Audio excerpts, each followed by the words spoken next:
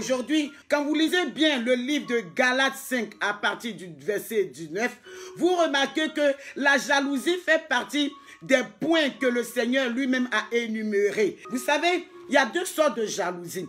Il y a la jalousie, oui, qui est positive, telle que le Seigneur qui ne veut pas partager ses enfants avec une autre personne. Dieu ne partage pas sa gloire. Ça, c'est une jalousie positive, mais pas une jalousie qui nuit l'autre. Mais parmi ces deux jalousies, il y a une jalousie qui amène, nous les chrétiens, à pouvoir nous trahir. Titre à partir du verset 3 à 5.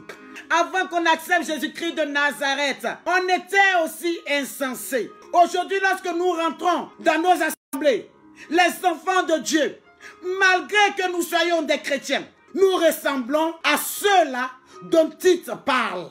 C'est comme si ce caractère était nos caractères. Malgré que nous soyons des enfants de Dieu, nous soyons des chrétiens, nous avons encore la semence du diable en nous, la semence de l'insensé en nous, la semence de la désobéissance en nous.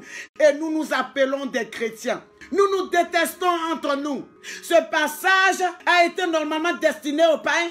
Cette semence ne devrait plus avoir de la place dans nos corps, puisque notre corps est le temple du Saint-Esprit. La jalousie ne doit plus avoir la place dans notre cœur, dans nos vies. Non, la jalousie ne doit plus exister. Pour monter et grimper, aller jusqu'au sommet, il faut prendre tes frères en Christ.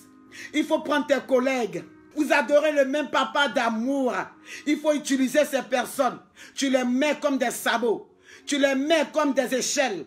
Et tu grimpes dessus. Et tu les écrases. Ainsi de suite. Pour aller jusqu'au sommet.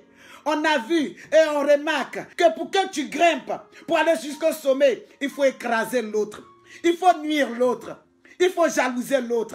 Il faut détruire l'autre pour que toi seul ton nom puisse régner. Pour évoluer, aller de gloire en gloire. Les gens qui écrasent, les gens qui montent sur les autres, qui prennent des personnes comme des escabeaux, comme des échelles, comme des tabourets pour monter sur eux, pour aller au sommet. Ces personnes-là sont animées, oui, d'une sémence diabolique. Ces personnes-là sont animées par le diable. Il n'y a pas un nom pour vous définir. Il n'y a que des séquelles, des semences du diable en vous. Nous avons été créés à l'image de Dieu. Dieu ne nous écrase pas pour régner. Ce genre d'esprit ne sont pas, oui, un esprit de Dieu, mais c'est un esprit diabolique. Enfants de Dieu que nous sommes aujourd'hui, lorsque nous voyons notre niveau spirituel, tout ce que nous faisons, nous ne sommes pas loin des païens. Nous sommes des crépants, nous ne sommes pas des chrétiens. Si tu as les ténèbres en toi, alors Dieu n'est pas dans toi. Ce n'est plus Dieu qui te guide, c'est le diable qui te guide. La jalousie est une sémence diabolique.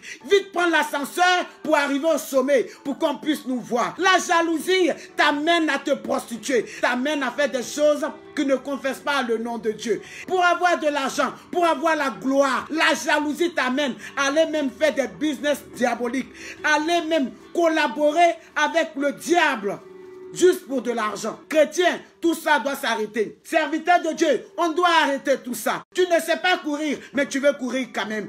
Tu investis, tout ça pour régner sur les autres. On peut régner aujourd'hui, mais demain, la jalousie et la concurrence que nous sommes en train de faire sont en train de passer. Est-ce que tu t'es posé la question de savoir si tu as blessé des personnes?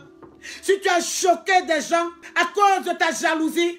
À cause de ton caractère d'envieux et envieuse? Nous sommes des enfants de Dieu et nous avons un seul Père. Quelqu'un qui a souffert, qui allait prêcher l'évangile. Il amène des âmes à l'église et les âmes le soutiennent. Il paye quand même la salle, les petits instruments de l'église. Toi, on t'invite de venir prêcher. Au lieu de te contenter de ce que, oui, tu dois bénir le peuple et ce qu'on t'a donné parti sans même prendre l'adresse de quelqu'un. C'est là que tu vas l'évangéliser. Jésus n'a pas volé les fidèles de Jean. Quel est ce système où toi, censé donner l'exemple, tu viens, tu écoutes tout ce que l'autre est en train de faire? C'est bon. Tu t'en vas parce que tu as les moyens. Tu commences à mettre en place. Un enfant de Dieu n'envie jamais l'autre. Toi qui es fort, tu aides celui qui est faible. Toi qui es faible, si tu peux aller aider celui qui est fort, qui te sollicite, tu vas aussi l'aider. Alléluia. C'est la jalousie qui a poussé Caïn à tuer Abel, alors que Abel était là pour l'œuvre de Dieu. Écoutez, il y a des Abel qui sont là, sur qui Dieu compte. Et ces Abel-là, il y a des Caïn qui sont là, qui les tuent.